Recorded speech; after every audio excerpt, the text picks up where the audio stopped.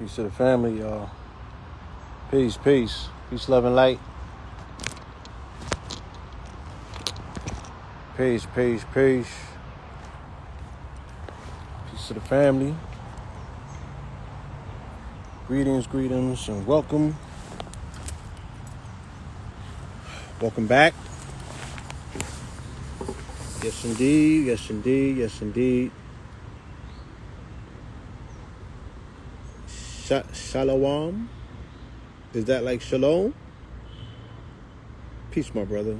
That's a new one. I like how it sounds, though. Shalom.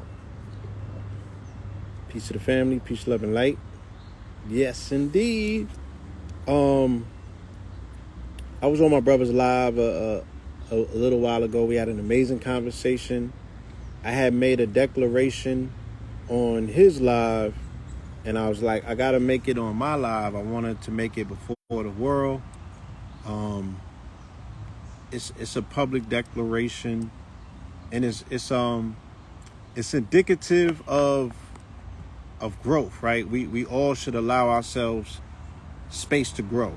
You know what I'm saying? And every single day you should grow.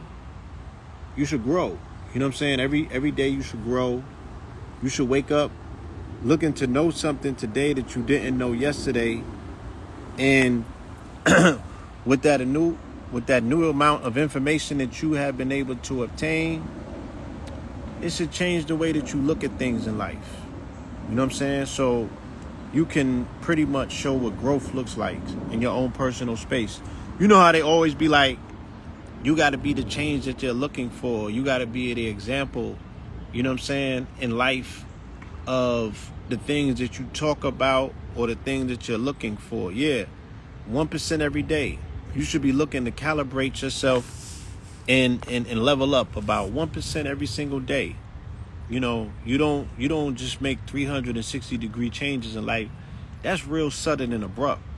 But if you gradually change some things and find time for yourself and have patience with yourself, right?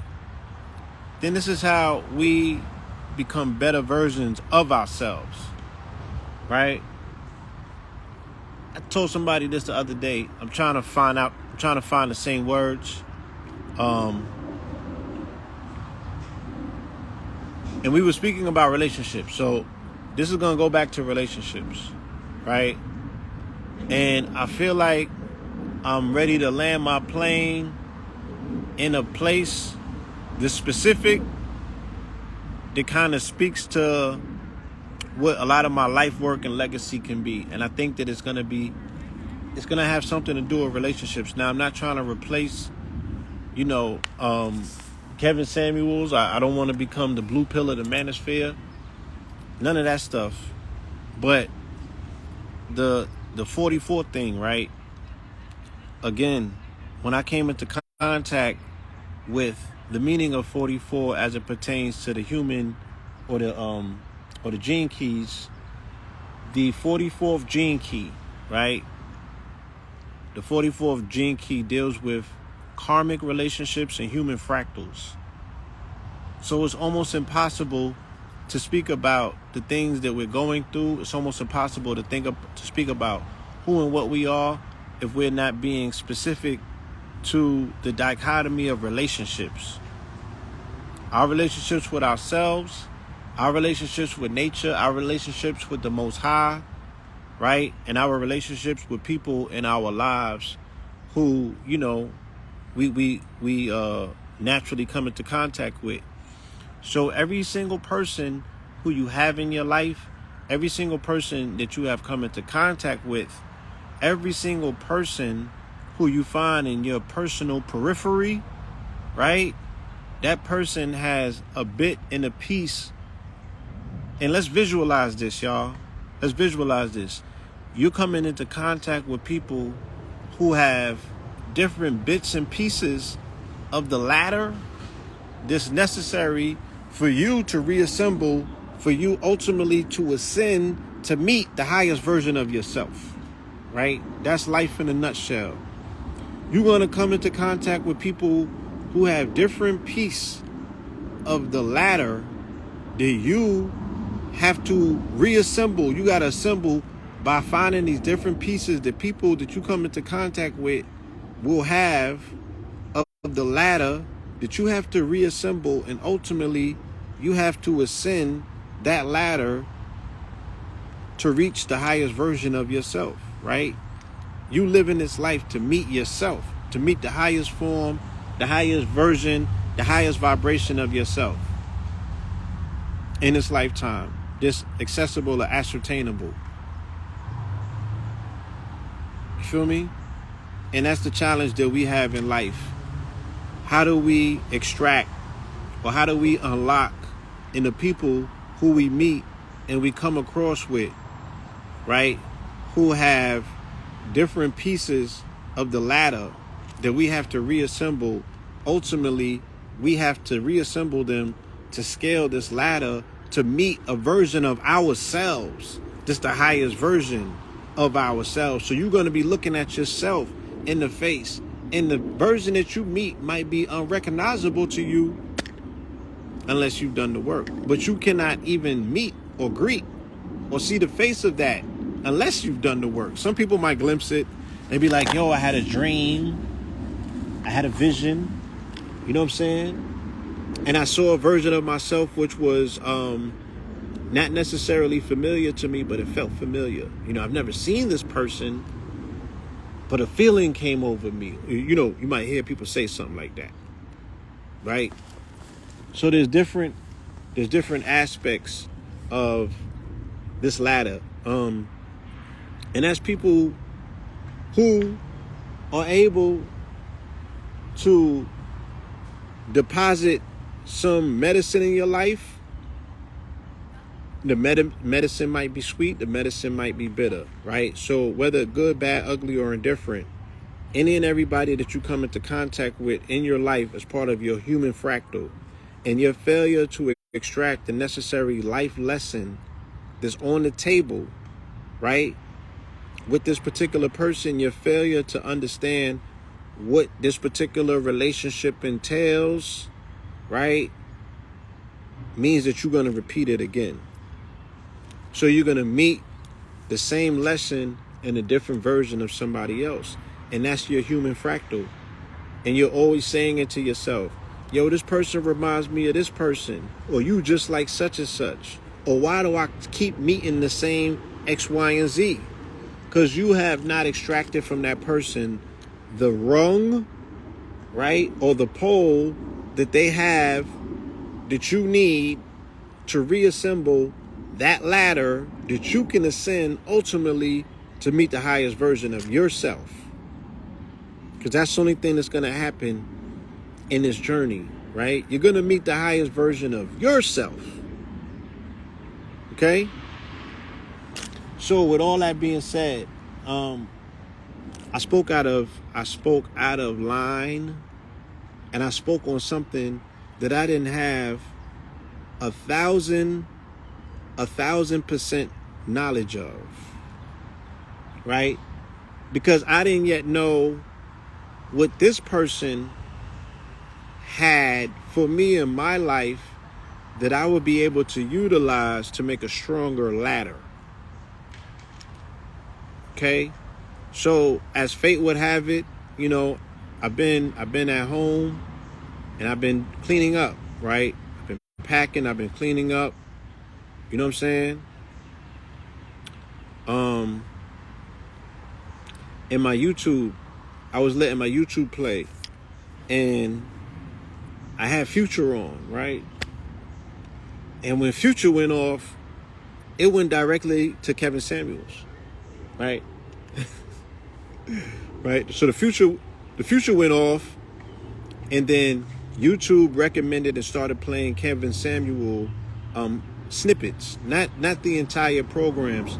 Now, admittingly, I've only sat through 2 videos of Kevin Samuels, like the whole videos. I think I've only been able to sit through a total of 2 of them, right?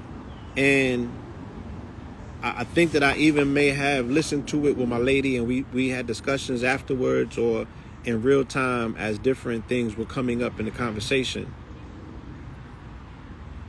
right? So I had an opportunity to hear a lot of snippets from Kevin Samuels, and while I am not defending his message, I'm not defending his choice for how he delivered his message. What I cannot allow myself to do is go on record in public and say that either one, he was, for lack of a better term, I don't get into right and wrong necessarily, because what might not work for me might work for somebody else. I don't get into the dichotomy of right and wrong. What I will say is that I observed that he has a desensitized diagnosis for our dysfunction, right? And it was a psychoanalytical approach to our dysfunction. We can't say that the man didn't know what he was talking about, right? We can't say that. I can't say that. I also can't say, right? Again, yes. Somebody said Future and Samuel, they both gave advice on relationships from a pimp, the other from an image consultant. And this is disastrous.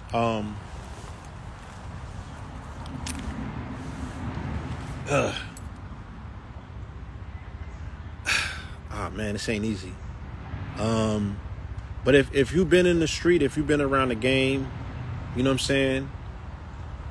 You kind of even know that, yeah, Kevin Samuels was giving advice from the perspective of an image consultant, but it also was from the perspective of pimping, right? Now, again, these is some of the most uncomfortable conversations that people want to have in the culture, but we want to entertain the faculty of what these things represent, but we don't want to talk about these things, right? So we want to be part of a pimp culture, right? We want to be party to the pimp culture, but we don't want to speak about the psychological import of pimp culture, right? Yes. So Americanism, right, is pimp culture. You either pimping or you hoeing, but you can't do both, right? So there's always going to be a pimp and a hoe in the dynamic. If you want to strip it down like that and speak to relationships like they're so debased and primal. And Americanism doesn't allow us to do anything else, because the majority of what happens here in this particular culture, in this dynamic, it is compelled by commerce. It's fueled by capitalism. And capitalism within itself, it's a very exploitive system, right? There's a lot of pimping and hoeing going on in a capitalist society. So I do think that I said that, again, we have to understand that he's looking at the world, or he's looking at our world, or our society and our community from a very fractured place, right? We have a dysfunctional society. We have a dysfunctional culture, right?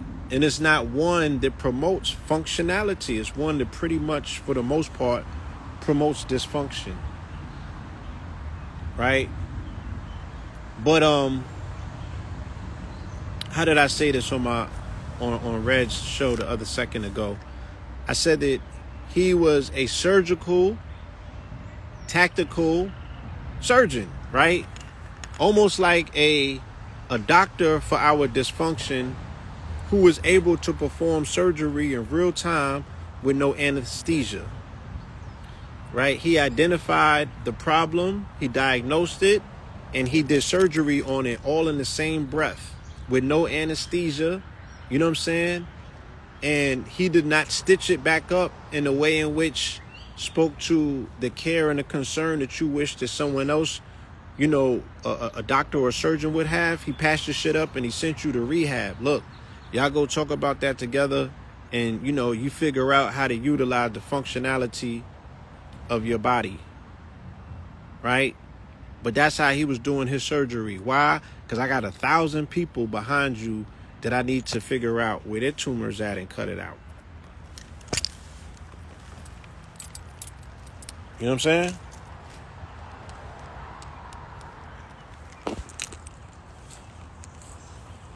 So,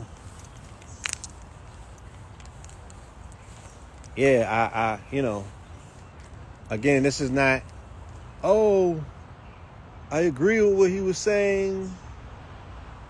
I agree with how he said it. You know what I'm saying? I'm not necessarily saying that. You know what I mean?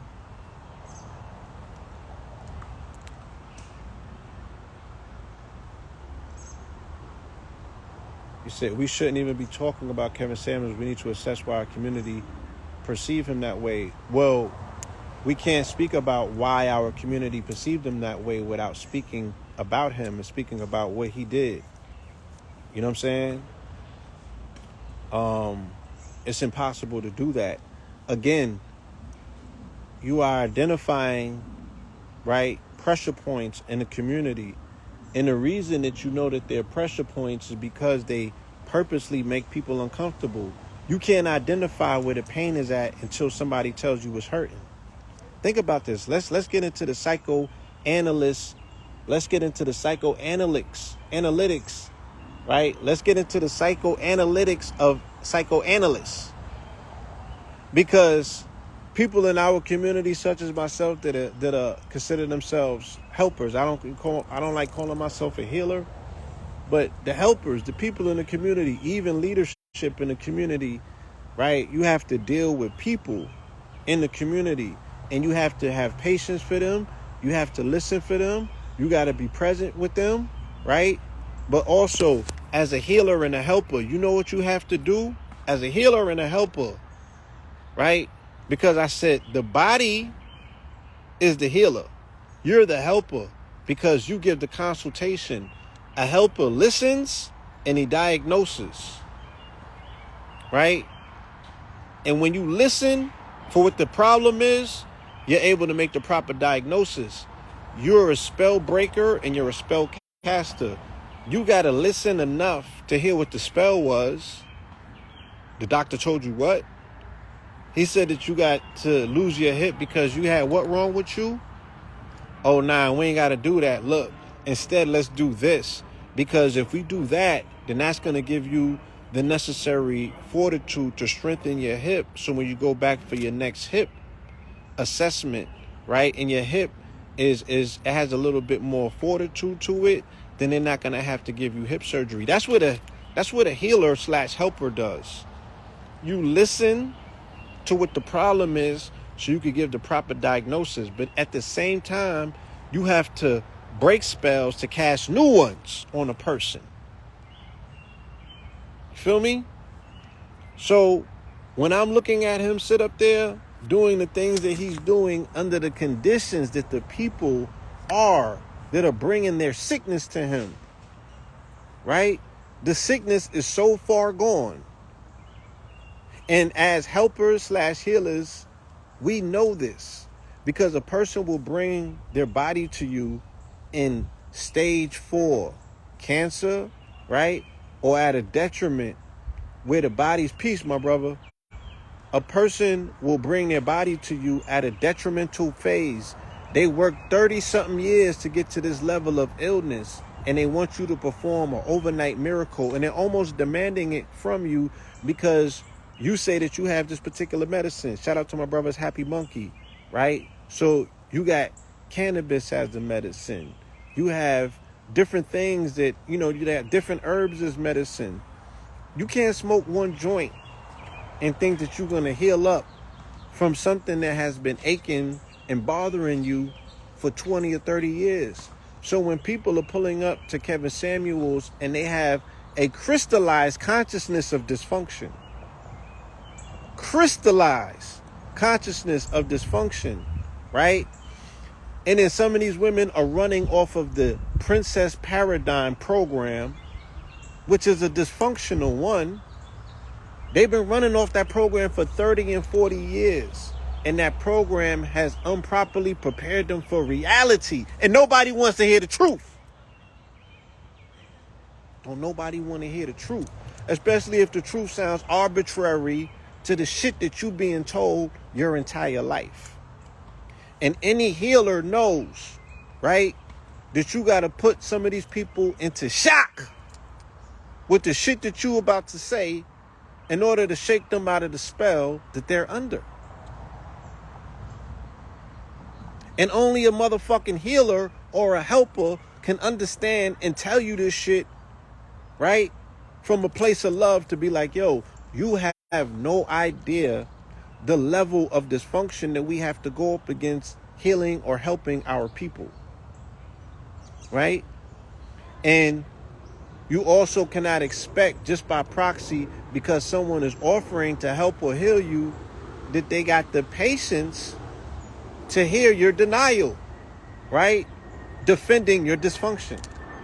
Hold on. Let's spin around on that.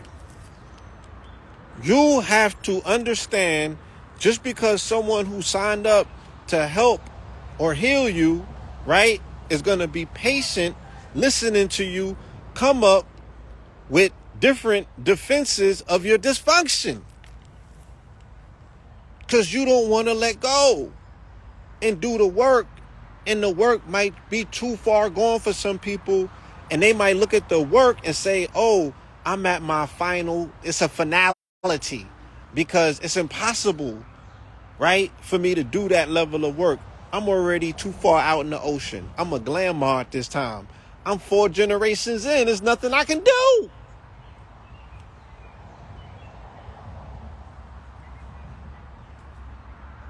Right? So you create an effigy, right? This effigy that you have created, now you beat the effigy, or you burn the effigy, or you beat the shit like a piñata. And you feel that if you beat the effigy, or if you burn the effigy, that the shit that you loaded up into that effigy is going to die with it. But that's not the case. Because with Kevin Samuels dying, he ain't take none of that shit that he spoke about to the grave with him. Meaning that the dysfunction did not die with Kevin Samuels. Right?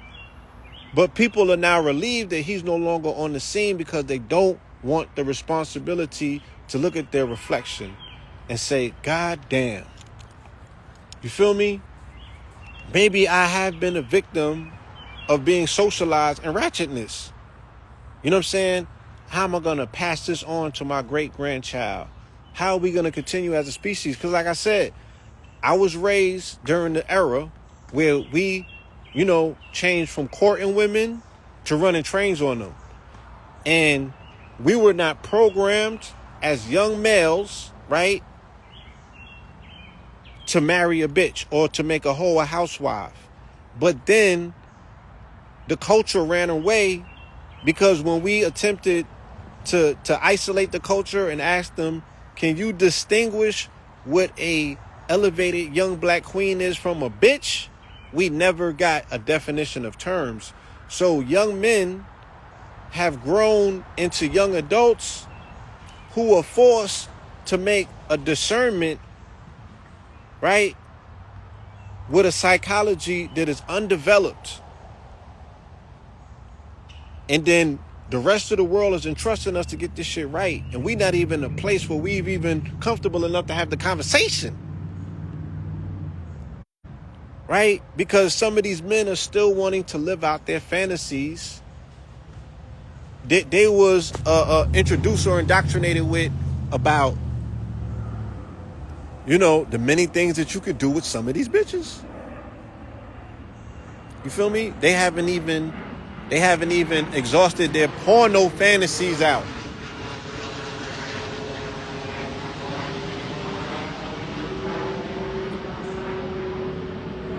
They haven't even They have not even exhausted their porno fantasies out, let alone their video vixen fantasies. You feel me? Let alone, Lord knows what else they may have been introduced to growing up. So when a young man in his pubescent ages becomes sexualized, their psychology becomes sexualized, right? That goes into their brain development. That is who they become.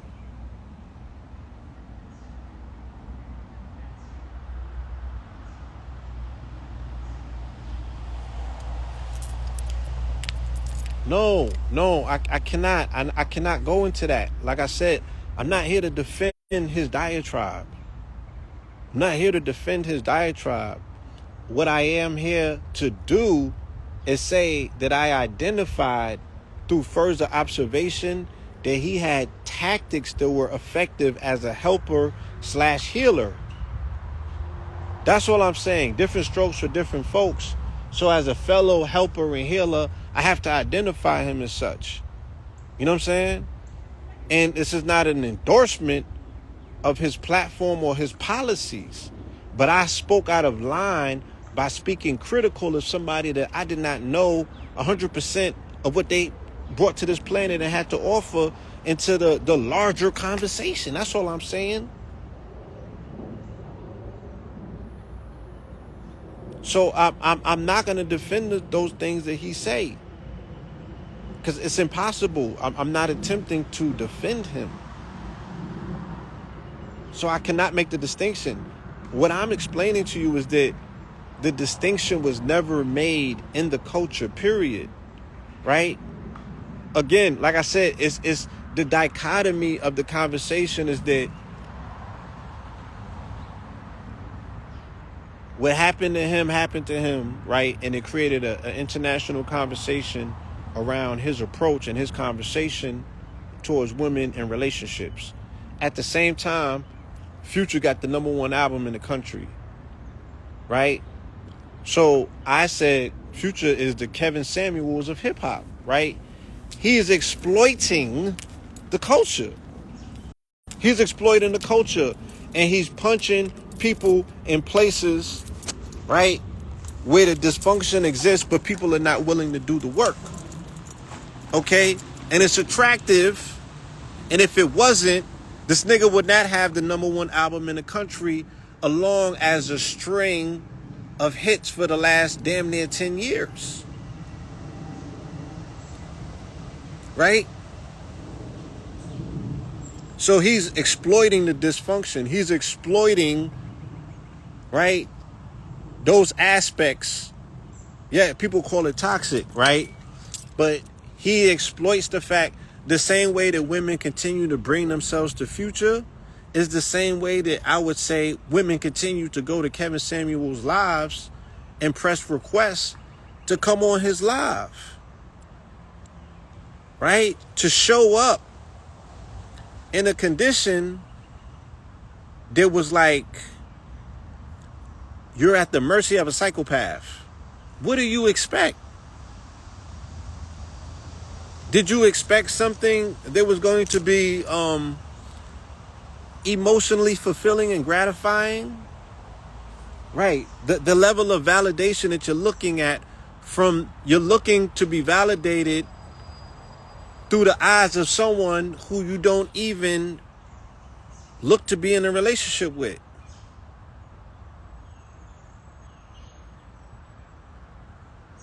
That's weird within itself. Yeah, so that's what I'm saying. Pluto or Future, he's exploiting the culture and the vulnerability of it, right? Somebody out here is not thinking, or he knows that there's always going to be a repository of accessible amount of women that are willing to play the game that he preaches, regardless if there's a contingency that says that he's a toxic male. And they continuously seem to be able to find him, and he's able to find them and do whatever he chooses to with them.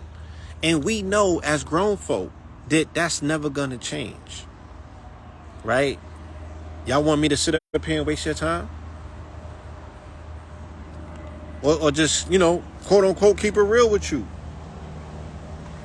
So it be the glaring dichotomies that kind of blow me away, because the culture has not dismissed him. The culture has not closed the door on him. The culture has not told him enough is enough. So he could say it in a rhyming, rhythmic way. And somebody said that Kevin Samuel was way more positive in the future. That tells you a lot. That tells you a lot. You know what I'm saying? That tells you a lot. You feel me?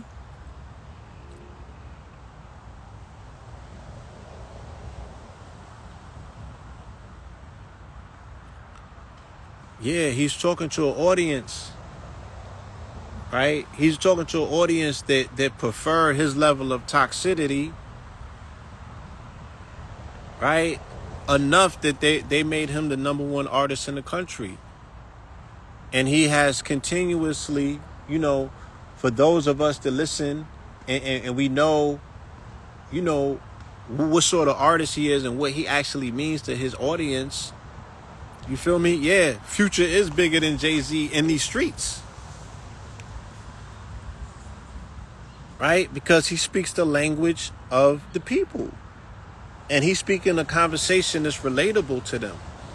So, but we want to get online in front and act like, we can't be holier than thou, right? And there's nothing that's being said in public that's a secret. Because you could turn an album on and you can hear words. And then there's going to be people driving in traffic, listening to that shit, reciting every word of it.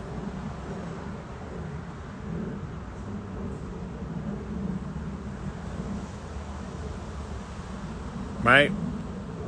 Somebody said, yeah, Kevin said, I don't know if he's ever called a woman a bitch. But again, this is not in defense of him. I'm not defending his diatribe. What I'm saying is that, I identify that what he was attempting to do in his version was healing, right? He was attempting to heal himself, I think, through the conversations that he was having, attempting to heal other people just to allow them to see themselves. What I noticed from what I was hearing is that it wasn't methodical. People were not thinking out whatever they thought out before they called him.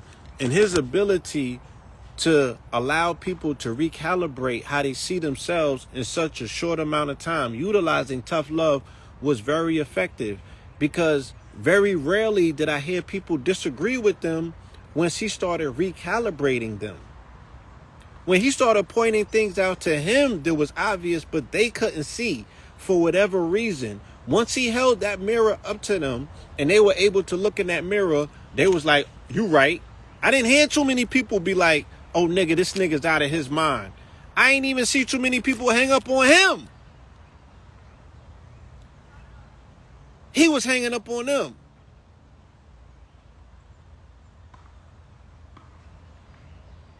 Which speaks a lot.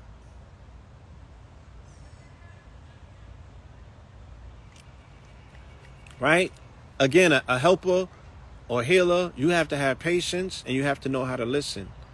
But your patience does run thin if the people that you're talking to, either one, don't want to listen, they want to defend their dysfunction,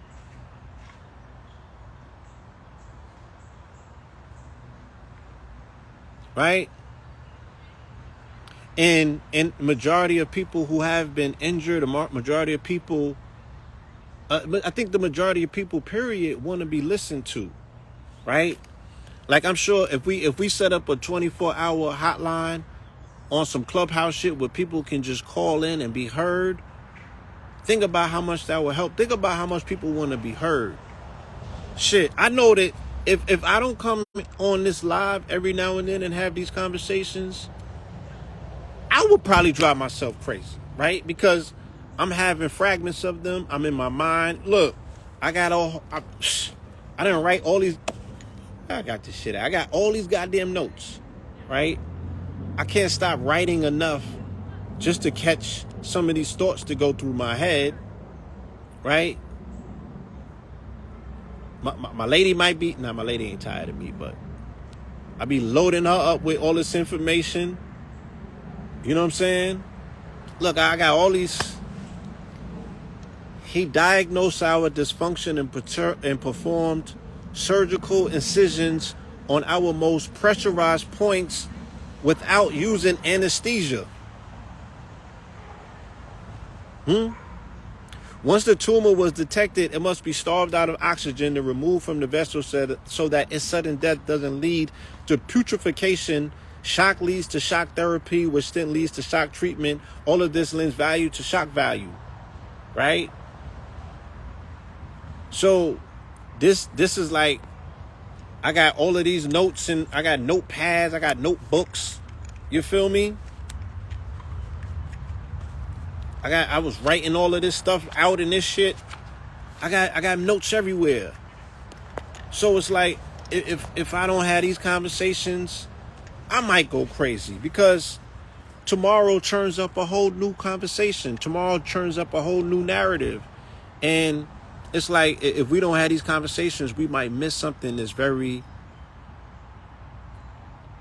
very, very key, right? And it's again, it's like,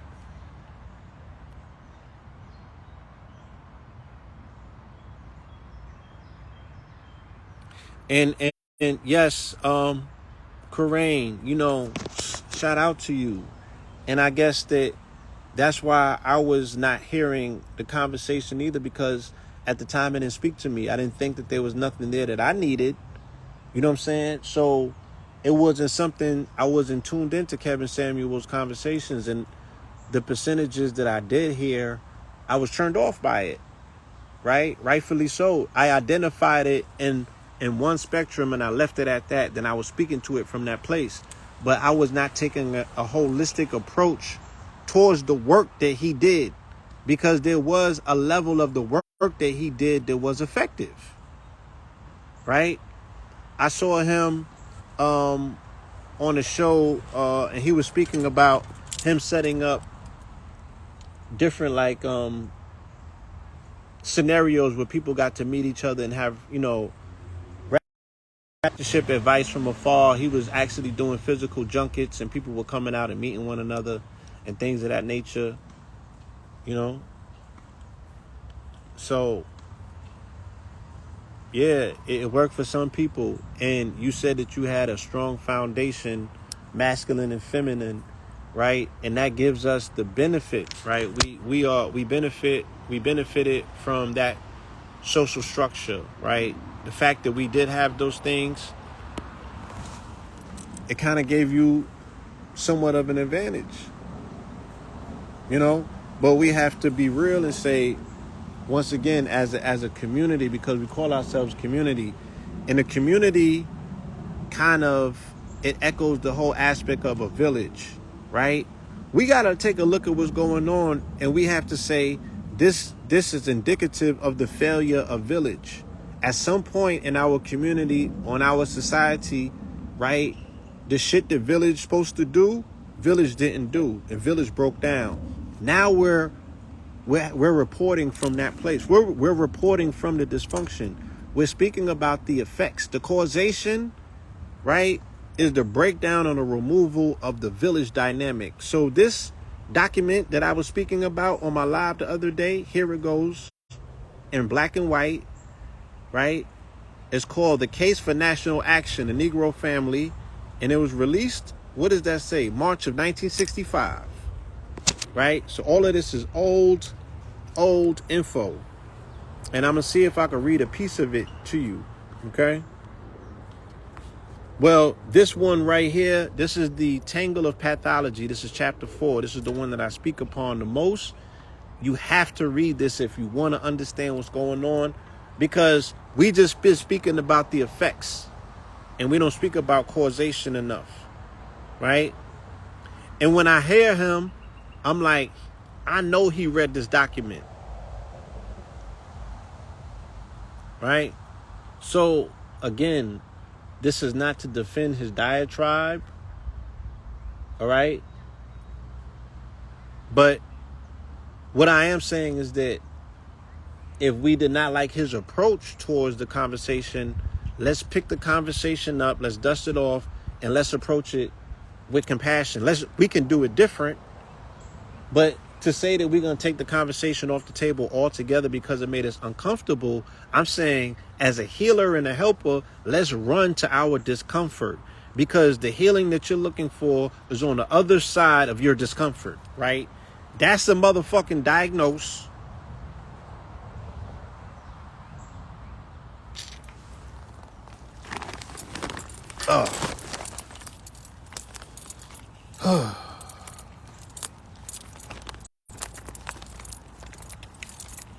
Can't hear? No?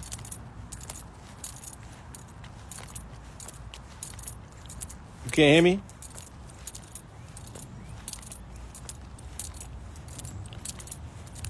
It's lagging. That's terrible.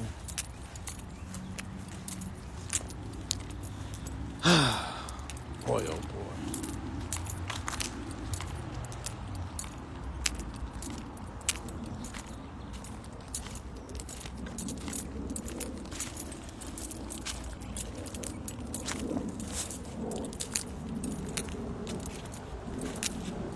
Close my windows. All right. Yeah. Different. Yeah, you gotta let me know if it gets any better. Okay.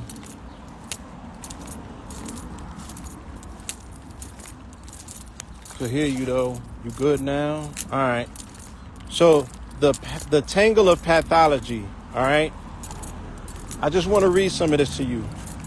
And this came out in the 60s, and it was written by Democrats.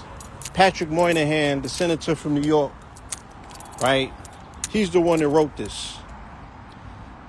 That the Negro American has survived alone is extraordinary.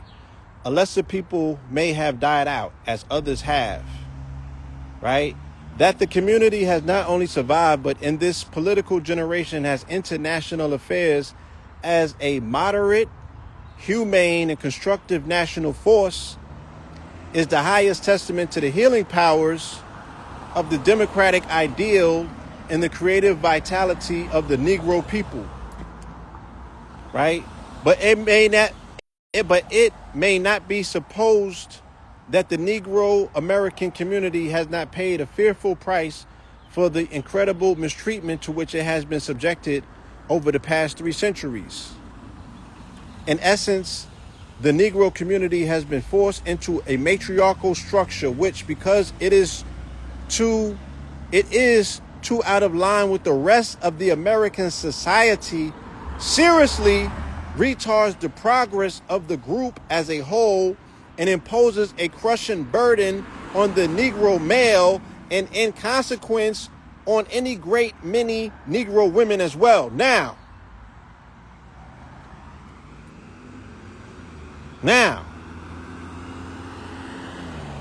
if the Democrats said this about melanated families in the 60s and then turned around and exasperated the situation by telling the melanated woman that she had to keep the burdened male out of the home, right?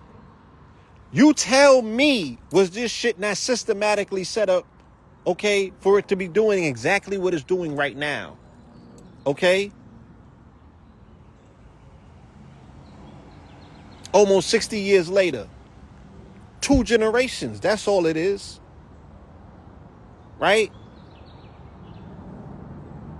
The tangle of pathology. Yes.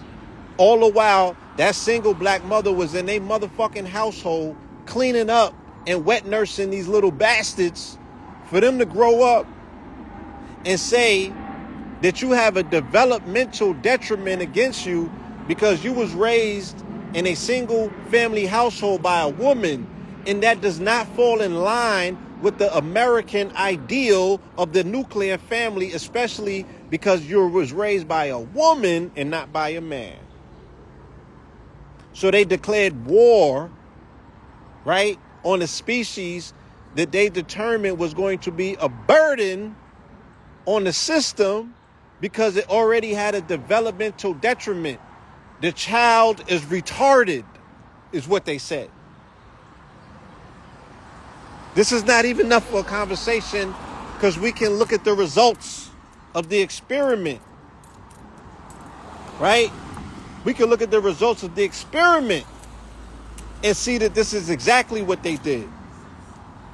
Yes, and shout out to all of you who defied the odds, right?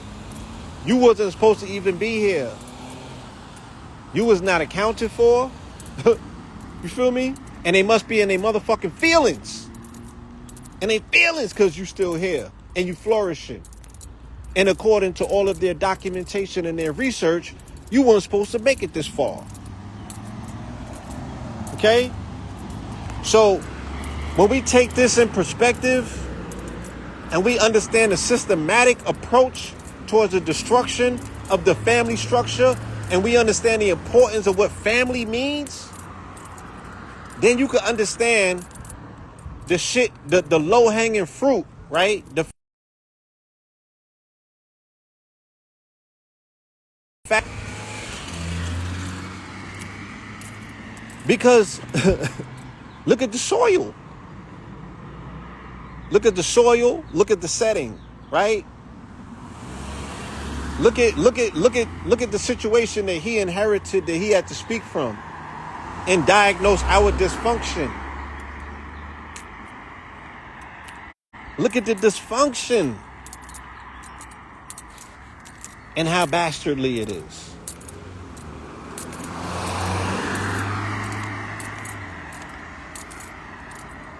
We could go further.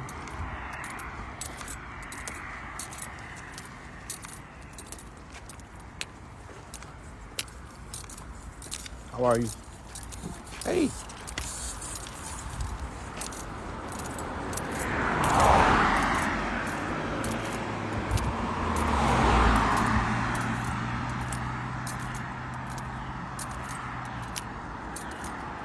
Right?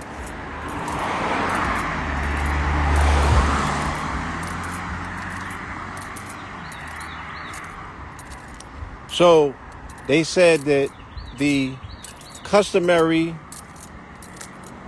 American structure, it deals with males being, in the leaders of the household, right?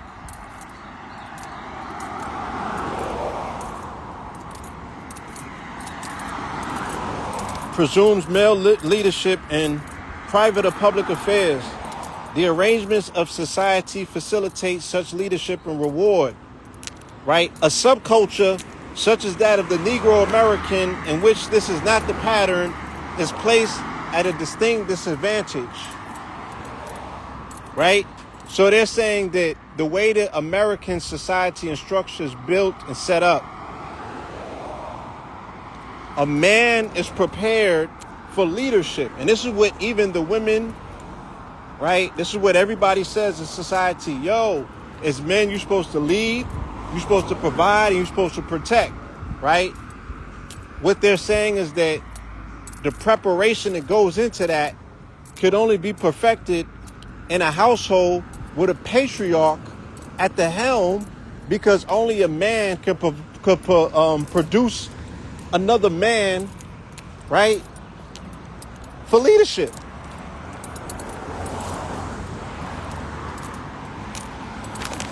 Don't shoot the messenger. It's all there in black and white. And if there's parts of this shit that you can't read, you can go and Google it. Right? They called it a subculture. And they said, the arrangements of society facilitate such culture and reward it. What they mean by the arrangements of society is they mean a male and female household, a mother and father household prepares the child for leadership in community and society. right? Failure to do such puts that male at a distinctive disadvantage. They call it a developmental disadvantage, and they consider you to be retarded. And that's where they have diagnosed us from, and that's how they've been treating us ever since, right? And the Democrats in particular said, we will no longer attempt to save these niggas. We're washing our hands of them. If they cannot make money legally, they better know how to make it illegally, like every other ethnic group in this country that came before them, and utilize the underworld to level up, right? And get forward. Upward mobility. How you ascend the rungs of society, the social ladder, the ladder sphere of society. They said sell drugs if you have to. They said you better control the dope trade in your neighborhoods. They got that in the document right here.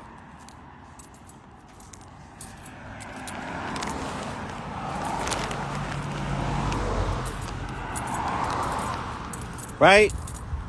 Here, an earlier word of caution should be repeated. There is much evidence that a considerable number of Negro families have managed to break out of the tangle of pathology and to establish themselves as stable, effective units, living according to patterns of American society in general.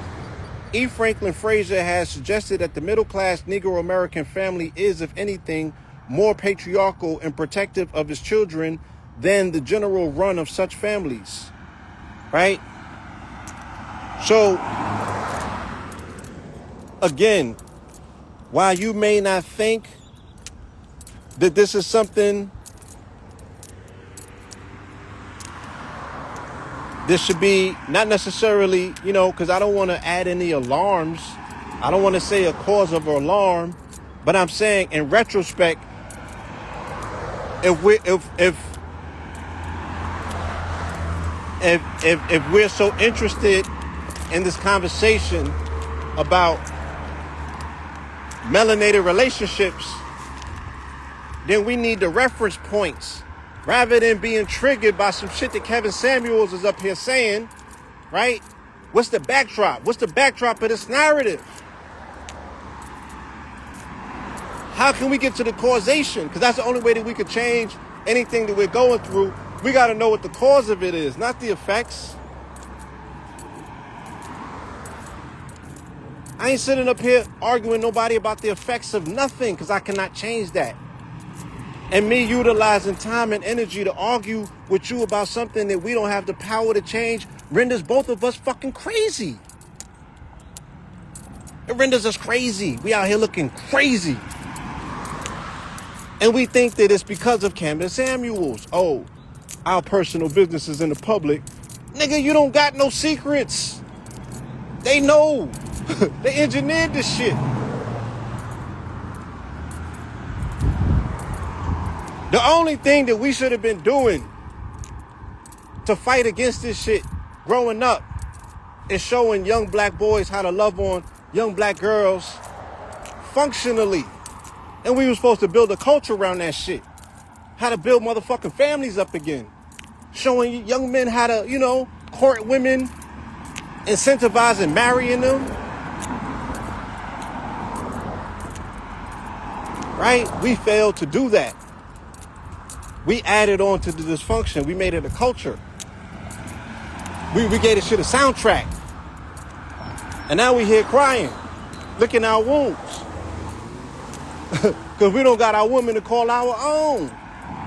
And she outside doing other things.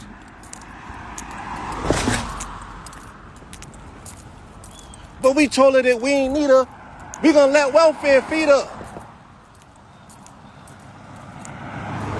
We told her we don't need you. We gonna let welfare feed you. Right? And she found the meal somewhere else and now we mad.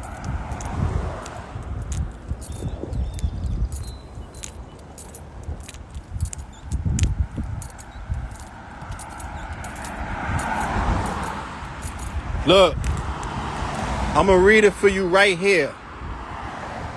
Just so if you think I'm tripping, and I will tell you some shit, right? I don't tell you nothing about what I think, for the most part. I tell you what I know. And if I have the audacity to share my thoughts with you, I'll walk you through the process of how I formulated that thought. I'm not just throwing thoughts at you. I'm like, look this how I arrived at this thought. You know what I'm saying? No, Kevin Samuels was not a plan of distraction.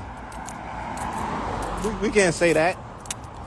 If we could say that with the Big Mama energy is responsible for sitting Kevin Samuels down, then we could also say that Big Mama energy was responsible for Kevin Samuels. Right? That's the only right way to do that. You feel me? We can't say that Kevin Samuels was a distraction and then turn around and let the Democrats off the hook. Right? So let me tell you what they said. In 1965, they said, obviously, not for every instance of social injustices afflicting the Negro community can be traced to their weakness of family structure. If, for example, organized crime in the Negro community were not largely controlled by whites, there would be more capital accumulation amongst Negroes and therefore probably more Negro business enterprises. Now, I don't know if you just heard me. I don't know if you just heard me or if you need me to interpret what I just read to you.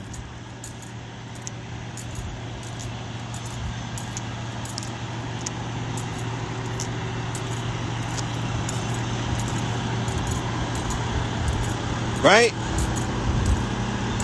They just said in that sentence that Negroes' failure to control organized crime in their community is also an indicator of their societal weakness or their weak position in society. Because if you could not control the underworld, if you cannot control the lifeblood of illicit activity that runs through your community, you can never truly level up. Right? You cannot ascend the cultural stratosphere ladder if you don't have access or control of the underworld elements of your society. Right? And they said that right there. I'll read it to you again, goddammit. For example, organized crime in the Negro community were not largely controlled by whites, there would be more capital accumulation amongst Negroes and therefore probably more Negro business enterprises. If it were not for the hostility and fear many whites exhibit towards Negro, they in turn would be less afflicted by hostility and fear and so on. There is no one Negro community. There is no one Negro problem. There is no one solution. Nonetheless, at the center of the tangle of pathology is the weaknesses of the family structure. Once or twice removed, it will be found to be the principal source of most of the aberrant, inadequate, or antisocial behavior that did not establish, but now serves to perpetuate the cycle of poverty and deprivation. Okay? So there you have it, right? You know how to be like, here's what they think about you. Here's what they think about you. In a nutshell. And all of their policy and all of their positioning is from that place. And it's clear as fucking black and white. Right? And there's a through line that ties directly to this document to all of the social policies that have been passed ever since the Civil Rights Act and the Great Society Act passed by LBJ that came out of this document. This document, it was called a call to action. The action that came out of this document was the welfare system, nigga, the Great Society. Are you serious? Do you not know why they put this shit together, who they put this shit together for? I don't give a fuck if people run around and give you statistics talking about more white people is on welfare. Nigga, they made that shit for you. Are you serious? So this goes back to the place that we like, yo, you in a perpetual state of war, right? No hyperbole. I ain't making these motherfucking words sound poetic, right? I'm not rhyming for the sake of riddling. You at war. You at war. And the thing that you most hung up on is how somebody's telling you about the condition of the warfare, or lifting up the white sheet and giving you a diagnosis of the casualty. Like, oh, the body look fucked up. It's mangled. You know what I'm saying? They got a hole over here. They got a hole. I don't like the way that you're saying that.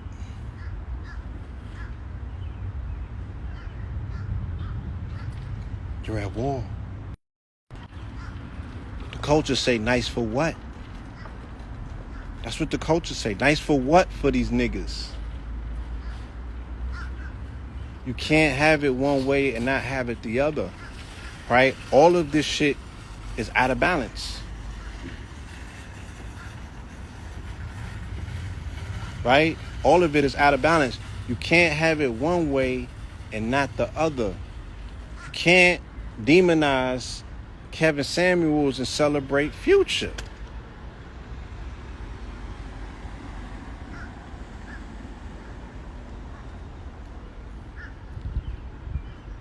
The only way that you can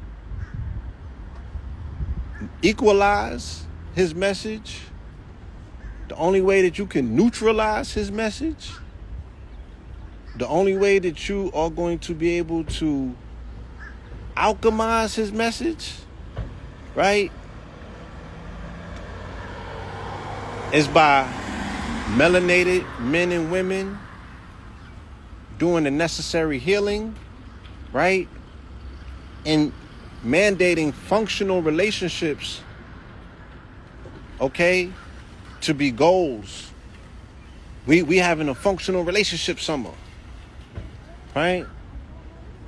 We having a hot black family summer. You can't do one and think that it's not connected to the other.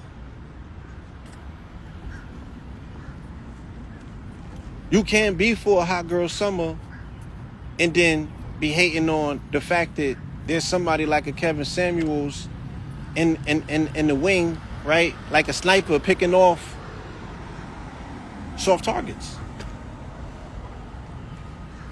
You just can't do that. We have to have a cultural paradigm shift.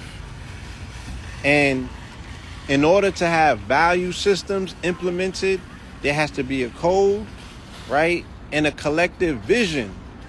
It's like, where are we going and how are we getting there? That pretty much is going to be able to dictate your movements, because as long as you live in a Western society and you're attempting to have functional relationships, there's nothing functional about Western society. Right? That our existence here itself is pathological. Right? I could give you 100 examples. I could give you 100 examples in real time.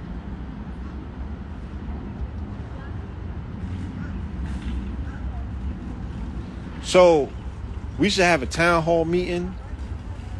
We should have church, right?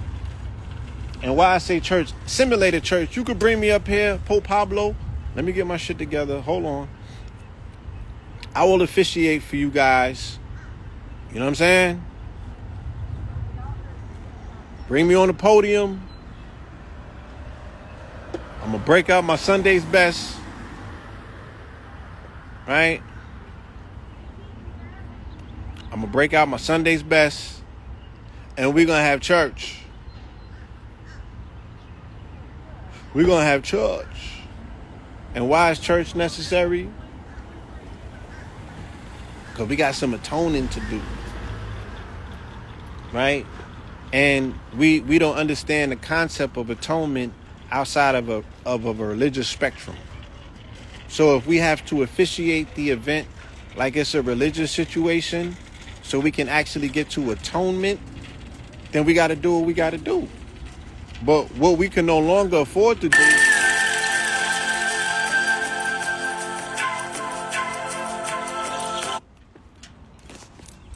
I think we're going to do Sunday. We're going to do church this Sunday. I'm doing a class called Cosmic Alignment Workshop. But we're going to be speaking about, I'm going to be speaking about relationships. You know what I'm saying? So that was the flyer for last weekend. We had an amazing sermon. And we're going to do another one. We're going to do another one this Sunday. And we should provide a platform for people who want to atone, right? For the shit that they did to other people in their lives. That I was like, man, I wasn't in my right mind when I did that shit. I was probably a little crazy. You know what I'm saying? Shit, I need to ask for forgiveness. First, I want to forgive myself because I was out of my mind, right? So I wasn't doing myself the highest service. You feel me? I wasn't doing myself the highest service by being out of my motherfucking mind and then be like, yo, I'm going to call this young lady up and ask for her forgiveness too. And I'm going to even call her mama up and ask her mama to forgive me because her mama had to hold space for her when I was being toxic as fuck. Now, I'm just hypothetically speaking, y'all. This ain't my story. It could be, right? But I think I already made a lot of those phone calls. If you're on my live and I missed you, please DM me. You know what I'm saying? Let's not make this shit public, right? But I will give you a public apology. We just ain't got to do it on live. But public apologies and atonements, right, will lead to healing. Just to see yourself in that space where you doing it. That shit is going to do something different for you when you go home for yourself. You be like, I did that. Shit. You know what I'm saying? And it felt good. Let me keep it going. When I did it the first time and it felt good, I made it a campaign. And they'll tell you, if they honest, everybody got a phone call. I was calling people I had fake beef with and apologizing. Right? So it's like, if we're going to do this shit, let's do it because healing is a process. But once you actually tackle some real shit, you feel me? Once you tackle some real shit and you knock down some pillars, you know, then that allows the wind the wind gust to come in. And, you know, wind brings spirits and spirits can bring all kind of, you know, new realities. You feel me? You signal to the cosmos that you want to do the work. It's time to do the work. You want to rebuild the most sanctified station amongst melanated people is the faculty of relationships, right? Because our women are tethered to the planet. So as goes the relationship with black women, goes the relationship with Mama Earth, goes the relationship with the universe. And y'all niggas, again, you will go to the movies and be entertained by fucking Doctor Strange in the madness of the multiverse while engaging online in the madness of the multiverse. Right? The madness of the multiverse. Celebrating the fact that this man transitioned because he made you uncomfortable by some shit that he said that should have not caused discomfort in you if it wasn't hitting a pressurized pressure point where tumor exists. Right? Have y'all family out there that's healers, you ever felt for tumors before in a person's uterus? Right? Have you ever felt for dis-ease that's lodged in somebody's tissue? When you get to it, it starts feeling uncomfortable. Acupuncturists, y'all is in here. You ever seen that? Reiki experts, y'all is in here. Massage therapists, y'all is in here. Right? You know how that go. You're not gonna to arrive at a person's area that help is needed until you find that area of discomfort.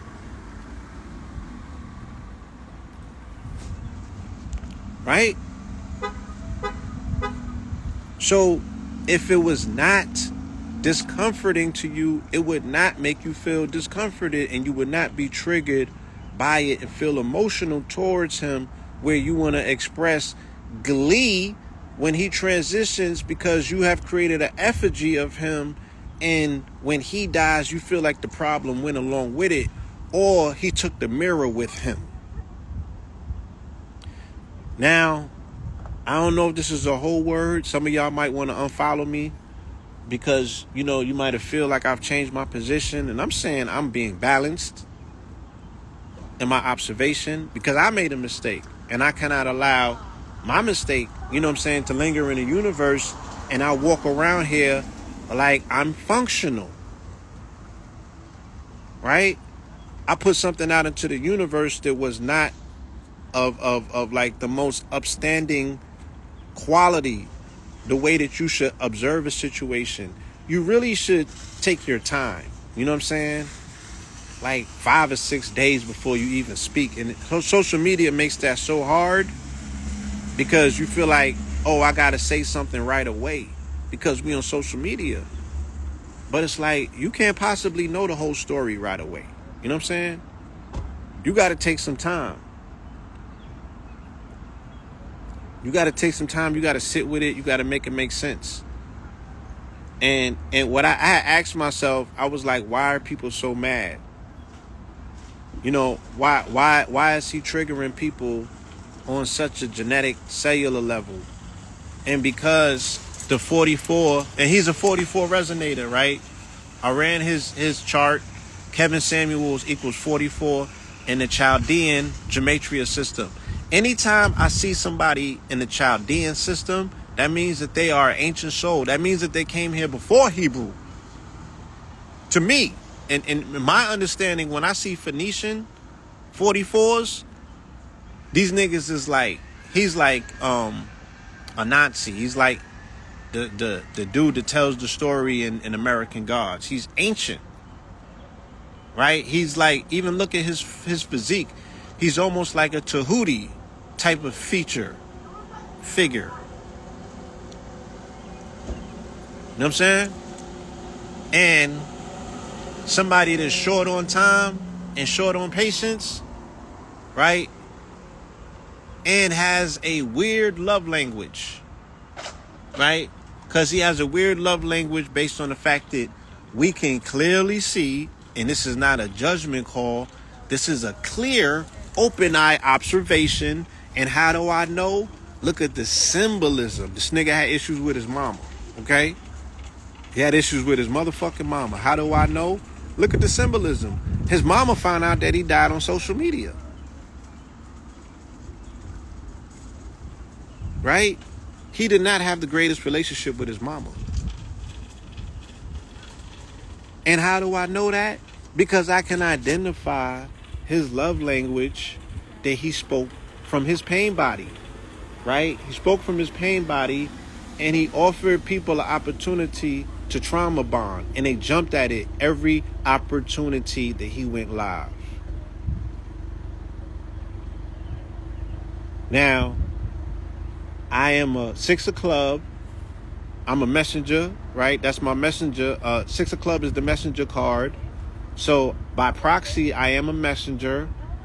Don't shoot the messenger, right? Because I shoot back. That's why I got holsters on me. You feel me? These shits don't always got phones in them. You dig what I'm saying? I do shoot back. Okay? But this is purely in love. Yes, this is an extension of, you know, the ministries we are preaching, right? And people will be, I ain't trying to preach. I'm preaching, right? I'm in my Pope Pablo bag, and I am preaching. You know what I'm saying? But it's out of love. telling you some shit that I observed, that I sat with for a second, and I had a lot of these conversations in my mind, first with myself before I brought it to you. And I called my girlfriend to make sure that I wasn't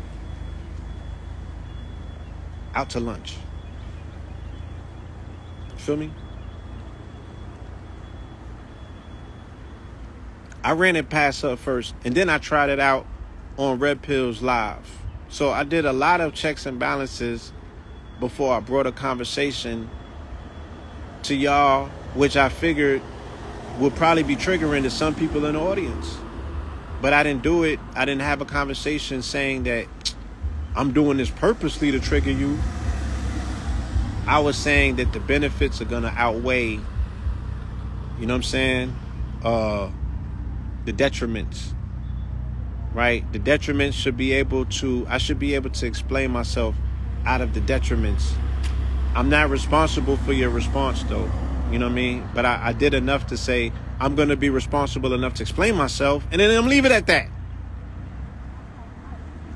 I'm going to leave it at that because it's obvious to me that this shit is very emotional for people. It's very emotional, you know? And I can see why. But what I'm saying is that, like, we just see the ash of the cigarette. The cigarette got a whole body to it, then it got a whole butt. You know what I'm saying? Pause. And we only see the ashes. And it's like, there's a lot that goes to it. And a lot of this goes back, you know, a lot of this is the effectiveness of strategic, systematic, you know, agendas, right? That were put into place to destroy the thing that became the biggest threat to this quote-unquote patriarch or the system, which is the black family, the melanated family, carbonated family, the divine, highly vibrational, divine feminine, divine masculine, coming into the full knowledge of themselves. You know, when you know, post Elijah, when he came with the information, you feel me? Right before this man got the mantle. You dig what I'm saying? And, you know, say what you want, say what you will about the Nation of Islam, right? But they did an amazing job on restoring, resurrecting, and rebranding, okay, the melanated family.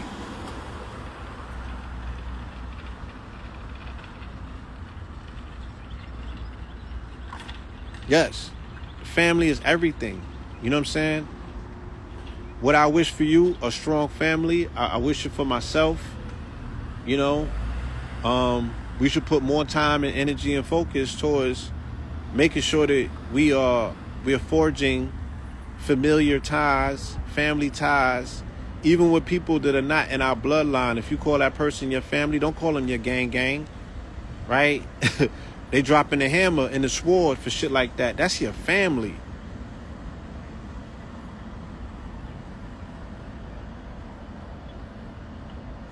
What Kanye say? My guys ain't my guys. That's my family, dog. Right? Embrace these brothers and these sisters like your family. Right? Like that's your nation. Like that's your family. Like that's your tribe. And treat them as such. Don't treat them like gang. You know what I'm saying? Shit, gang bang on each other. Gang bang on each other. I don't need no gangs banging on me. Pause. You know, I need family. We need family ties. We need to restore family. You know what I mean? We need to know that that's the biggest threat. We need to know that if we correct that, you know, we have, you know, we you get all kind of coins. You done won the grand prize. You done released all kind of coins. You done solved all kind of problems. Right? You don't put the smiles on all kind of galaxies. Right? You done defeated the devil.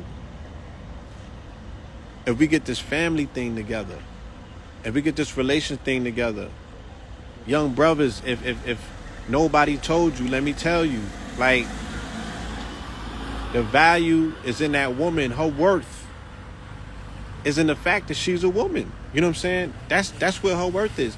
And don't falter if she don't understand that. If she has been blinded to that fact some way, somehow, find a way to communicate that to her. Write her a poem, make her a drawing, take her to a movie, read her a book. You know what I'm saying? Take her into nature. The same way that women were able to find the God in us, right? The whole story of Beauty and the Beast.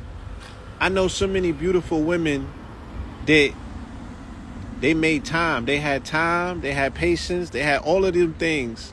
They met the nigga when he was a beast, and they refined him, right? From a nigga to a god. They had time for him. Now the tables have turned. You feel me? And it's our job to do that. That's not a position that we have found ourselves to be in, but we're doing an awful job. Have patience for her, right?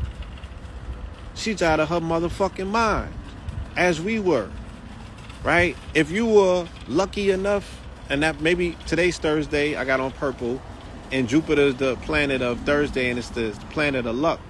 That's not normally a word that I would use, but today's luck. Today I can use the word lucky. If you lucky enough to reclaim your mind back, right? You leveled up in society and you was able to reclaim and gain your mind back. That shit is rare. That's like the niggas that got the Morris information and went and got they trust information. They got their $1 trillion, right? They cracked the code like, yo, I got into my trust. I got my money back. That's how rare it is for you to sit up here and be like, I got my mind back, right?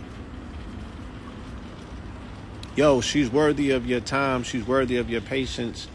She's worthy of the transformation, you know what I'm saying, that you will observe her go through. And then you replicate yourself through her womb, and that's your wife. And you build your castle around her. You build your castle around your queen and truly live out the life ideal, you know, on this planet. You know, the true blessing of what it means to come out here and come into this existence, and you find somebody that you can, you know, spend the rest of your time with and duplicate yourself and then build a family up. And then you got that burning desire in your heart. You feel like what it feels like to want to defend your family.